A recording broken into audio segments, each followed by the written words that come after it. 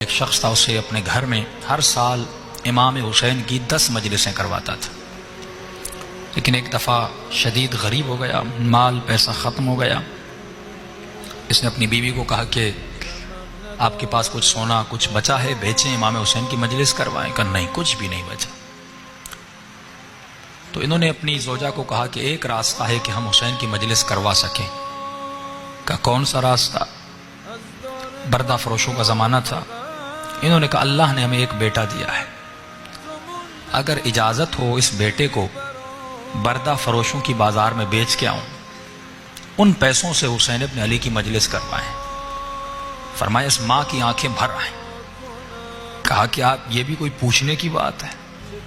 جب کربلا میں زینب نے اپنے بچے قربان کیے،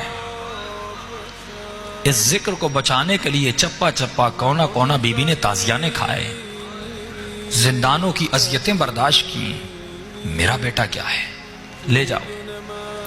یہ اپنے بیٹے کو لے گیا، کہتا ہے میں نے ذہن میں قیمت بنائی تھی کہ اتنے میں اپنے بیٹے کو بیچوں گا، کسی نے میری قیمت ادا نہیں کی۔ دور سے ایک گھوڑے سوار آ رہا تھا، چہرے پہ نقاب لگا تھا، عربی لباس میں تھا، اس نے میری منہ مانگی قیمت سے بھی زیادہ مجھے پیسے دیے، میرے بیٹے کو لے کے چلا گیا۔ کہ راستے میں جب گھر کی طرف جا رہا تھا، بیٹا یاد آ رہا تھا اور آنکھوں سے آنسو بھی بہہ رہے تھے، لیکن میں اپنے خیال کو کربلا کی طرف لے جا رہا تھا۔ میں نے کہا حسین نے بھی تو علی اکبر قربان کیا تھا، زینب نے بھی تو اون و محمد کو قربان کیا تھا، رباب نے بھی تو علی اصغر کو قربان کیا تھا، میری قربانی کیا ہے؟ میرے بیٹے کے بدن پہ زخم تو نہیں لگیں گے، جیے گا، زندگی کرے گا، لیکن ماں باپ سے دور رہے گا۔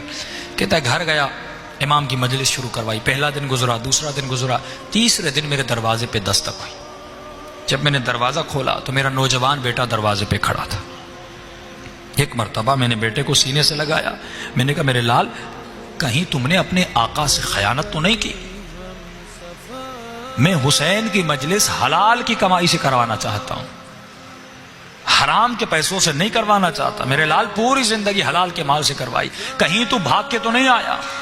بیٹے نے کہا نہیں بابا، میں بھی جانتا ہوں آپ نے کس مقصد کے لیے مجلس کروائی ہے، مجھ میں یہ جرت نہیں کہ میں بھاگ کے آ جاؤں۔ کہا پھر یہاں کیسے پہنچے؟ کہا بابا میرے آقا نے مجھے آزاد کر دیا۔ کہا بیٹا کیسے؟